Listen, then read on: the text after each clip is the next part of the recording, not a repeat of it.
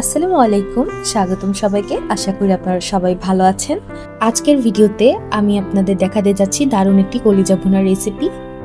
অনেকেই আছেন কলিজা ভুনা রান্না করার পরেও গন্ধের কারণে খেতে পারেন না, এবং কলিজা ভুনা রান্না করার পর কলিজা ভুনার কালার অতিরিক্ত কালচে দেখা যায়। আজকের ভিডিওতে আমি কিভাবে কলিজা পরিষ্কার করলে আর কোনো রকম এক্সট্রা গন্ধ থাকবে না এবং কালচে দেখাবে না, সম্পূর্ণ প্রসেসটি দেখিয়ে দিব। আজকে আমি কলিজা ও তিল্লি দুটি একসাথেই রান্না করব, তাই দুটিই আমি পরিষ্কার করার প্রক্রিয়া দেখিয়ে দিচ্ছি। প্রথমে আমি তিল্লি পরিষ্কার করার প্রসেসটি দেখাচ্ছি, যেহেতু এটা বেশি সহজ। আপনারা দেখতেই পাচ্ছেন উপরে যে একটা পাতলা পর্দার লেয়ার আছে, এটা আমি এক কোণা থেকে অল্প একটু ছাড়িয়ে নিয়ে একভাবে টান দিয়েছি, আর এটা সুন্দর বের হয়ে গিয়েছে। এটার উপরের যে লেয়ারটা, সম্পূর্ণ লেয়ারটাই আমাকে উঠিয়ে ফেলতে হবে। এখানে আসলে আমি যে জিনিসটাকে তিল্লি বলছি, এটা আপনারা অন্য নামেও জানতে পারেন। আমার ঠিক অন্য নাম জানা নেই। আপনারা আঞ্চলিক ভাষায় বা আপনারা যেই নামে এটিকে ডাকেন সেটা অবশ্যই কমেন্ট করে জানাবেন। এই তো তিল্লির উপরের সম্পূর্ণ লেয়ারটি উঠানো হয়ে গেল।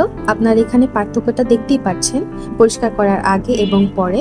এখানে একটি টিপস রয়েছে, আমরা রান্নার জন্য যে তিল্লি বা কলিজাটি ব্যবহার করব, সেগুলোকে যদি 2 লিটার বা 1.5 লিটারের মতো পানিতে 4 টেবিল চামচ ভিনেগার দিয়ে প্রায় 15 থেকে 20 মিনিটের মতো ভিজিয়ে রাখা হয়, তাহলে দুর্গন্ধ একদমই দূর হয়ে যাবে। এখন কলিজা পরিষ্কার করার পালা। আপনারা দেখতেই পাচ্ছেন উপরের যে লেয়ারটা রয়েছে, মূলত সেটি উঠিয়ে ফেলতে হবে।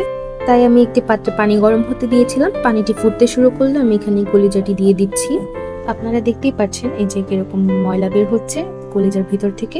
আমরা চামচ বা কোনো স্প্যাচুলা দিয়ে একটু আলতোভাবে উল্টিয়ে পাল্টিয়ে দিব। ভালো মতো বলক উঠে আসলে এটাকে নামিয়ে পানি ফেলে দিয়ে ঠান্ডা হতে রেখে দিব। সেম ওয়েতে আমরা তিল্লিটাকেও সিদ্ধ করে নিব। আপনারা দেখেছেন যে পানিতে সিদ্ধ করার ফলে যে তিল্লি বা কলিজার ভিতরে যে এক্সট্রা ময়লাটা, ওটা বের হয়ে যায় সম্পূর্ণ, আর ভিতরে যে এক্সট্রা রক্তটা থাকে ওটাও বের হয়ে যায়, যার জন্য কোনো গন্ধ আসে না, এবং রান্না করার পরেও কলিজা ভুনার রং কালচে দেখাবে না। এবার কলিজাটা হালকা গরম থাকা অবস্থায় আমার এই উপরের লেয়ারটা উঠিয়ে ফেলতে হবে। আপনারা দেখতেই পাচ্ছেন আমি কত ইজিলি এটাকে উঠিয়ে ফেললাম। এখন বলতে পারেন যে এভাবে করে সেদ্ধ করলে তো পুষ্টি গুণাগুণ কিছুই থাকবে না, কিন্তু তাই নয়। এই প্রসেসে কলিজার পুষ্টি গুণাগুণ কোনো মতেই নষ্ট হবে না। সর্বশেষ এখন আমরা কলিজাকে ভালোভাবে ছোট ছোট করে কেটে নিব। অনেক সময় কলিজার ভিতরে পাথর থাকে, সেটা আপনারা অবশ্যই চেক করে নেবেন। এখানে প্রায় সব মিলিয়ে 1.5 কেজির মতো কলিজা হয়েছে। আমি এগুলোকে খুব ভালো মতো ধুয়ে নিয়েছি। এবার চলে আসছি মূল রান্নায়। চুলায় একটি পাত্রে প্রায় 1 কাপ পরিমাণ তেল দিয়ে নিচ্ছি। তেল গরম হয়ে আসলে দিয়ে দিব 2টি বড় সাইজের তেজপাতা, 2টি দারুচিনি, 5 থেকে 6টা পরিমাণ এলাচ এবং 7 থেকে 8টা পরিমাণ লবঙ্গ। এরপর দিয়ে দিব প্রায় 1 কাপ পরিমাণ পেঁয়াজ কুচি। কলিজা ভুনা রান্নার ক্ষেত্রে পেঁয়াজ, মশলা, তেলের পরিমাণটা একটু বেশিই দিতে হয়। আর আজকের রান্নায় আমি মরিচের গুঁড়ার বদলে মরিচের বাটা ইউজ করব। পেঁয়াজটা মোটামুটি ভাজা হয়ে আসলে এখানে দিয়ে দিচ্ছি 1 টেবিল চামচ পরিমাণ আদা বাটা ও 1.5 টেবিল চামচ পরিমাণ রসুন বাটা। এরপর এগুলোকে ভালোভাবে নেড়ে ভেজে নিতে হবে। এরপর দিয়ে দিচ্ছি 1 টেবিল চামচ পরিমাণ মরিচ বাটা এবং 1/2 টেবিল চামচ পরিমাণ জিরা বাটা। এটা কলিজা ভুনার টেস্টটাকে আরো দারুণ করে তুলবে, এবং মরিচ বাটা দেওয়ার ফলে এর কালারটা অনেক সুন্দর আসবে। আপনার এখানে মরিচের গুঁড়াও ব্যবহার করতে পারেন। এরপর দিয়ে দিচ্ছি 1 চা চামচ পরিমাণ হলুদের গুঁড়া। এবার মশলাগুলোকে ভালোভাবে তেলে ভেজে কষিয়ে নিতে হবে। আমি সামান্য পরিমাণ পানি ব্যবহার করছি মশলাগুলো কষানোর জন্য। মশলাগুলো কিছুক্ষণ কষিয়ে নেওয়ার পরে দিয়ে দিচ্ছি আগে থেকে কেটে ধুয়ে রাখা তিল্লি ও কলিজার টুকরাগুলো। এখন এগুলোকে ভালো মতো নেড়ে চেড়ে মশলার সাথে মিক্স করে নিতে হবে। কিছুক্ষণ এরকম ঢাকনা ছাড়াই নেড়ে চেড়ে রান্না করতে হবে। রান্না করতে করতে দেখতে পারবেন কলিজায় পানি উঠে গিয়েছে, তবুও আমি সামান্য পরিমাণ পানি দিয়ে ভালো মতো কষানোর জন্য 8 থেকে 10 মিনিটের মতো মিডিয়াম হিটে ঢাকনা দিয়ে রেখে দিলাম। মাঝে একটু ঢাকনা উঠিয়ে নেড়ে দিতে হবে যেন নিচে না লেগে যায়। এই সময় আমি টেস্ট মতো লবণ দিয়ে নিয়েছিলাম। ঢাকনা ওঠানোর পরে আপনি এর কালারটা দেখতেই পাচ্ছেন কতটা সুন্দর হয়েছে। এটা আমি কিছুক্ষণ নেড়ে চেড়ে এখানে প্রায় 1.5 কাপ মতো গরম পানি দিয়ে দিলাম। যদিও কলিজাগুলোকে আমি মশলার সাথে খুব ভালোভাবে কষিয়ে নিয়েছি, তবুও আমি এখানে গরম পানি ব্যবহার করেছি কুকিং প্রসেস ফাস্ট হওয়ার জন্য এবং ভালো মতো সিদ্ধ হওয়ার জন্য। এবার প্রপারলি কুক হওয়ার জন্য আমি মিডিয়াম হিটে প্রায় 15 থেকে 20 মিনিটের মতো এটাকে রান্না করব।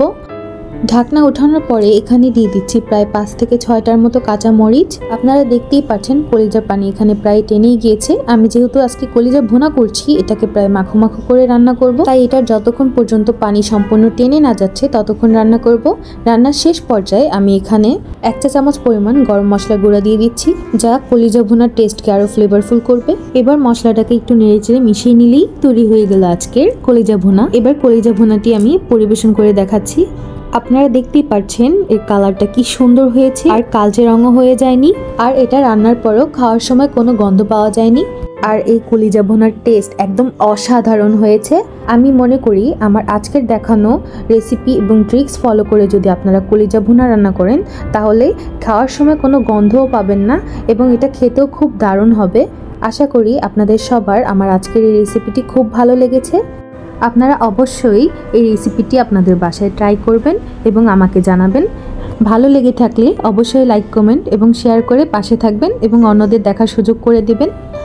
আপনাদের প্রতি আমার ছোট্ট একটি রিকোয়েস্ট, আপনারা চেষ্টা করবেন খাবার অপচয় থেকে নিজেদের বিরত রাখা এবং অন্যদেরও খাবার অপচয় করা থেকে নিষেধ করবেন। আমার এই ভিডিওটি দেখার জন্য আপনাদের সবাইকে ধন্যবাদ। এরকম আরও মজার দারুণ অথেন্টিক টেস্টফুল ভিডিও পেতে হলে অবশ্যই আমার ফেসবুক পেজে লাইক এবং ফলো দিয়ে সাথে আমার ইউটিউব চ্যানেলটি সাবস্ক্রাইব করে আমার পাশেই থাকবেন। ধন্যবাদ সবাইকে। আল্লাহ হাফেজ।